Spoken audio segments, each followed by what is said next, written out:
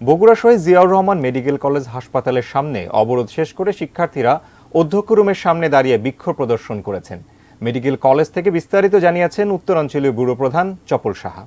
মহাসড়ক অবরোধ শেষে এখন মেডিকেল কলেজের ছাত্রছাত্রীরা দেখতে পাচ্ছেন যে অধ্যক্ষ রুমের সামনে এসে তারা এখানে প্রতিবাদ জানাচ্ছে এবং তারা বলছে যে কোটা পদ্ধতিটাকে তারা মানে না এবং কোটা পদ্ধতি নিয়ে তাদের যে একটা বিশেষ বক্তব্য সেটা বারবার তারা তুলে ধরছে যে মেধা ছাড়া কেমন করে চাকরি পায়, যদি কোঠা দিয়েই চাকরি হয় তাহলে মেধাবীরা কি করবে, এই কথা বলে তারা এখানে চেষ্টা করছে দৃষ্টি আকর্ষণ করার।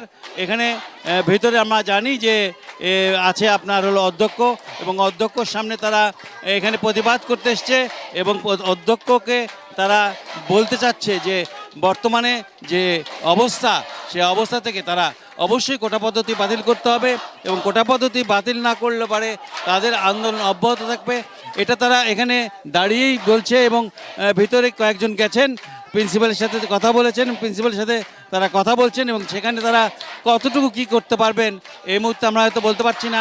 আমরা দেখতে পাচ্ছি যে মেডিকেলের ছাত্রীরা তারা কিন্তু অনবরত স্লোগান দিয়ে যাচ্ছে। এই ছিল আমার কাছে সর্বশেষ।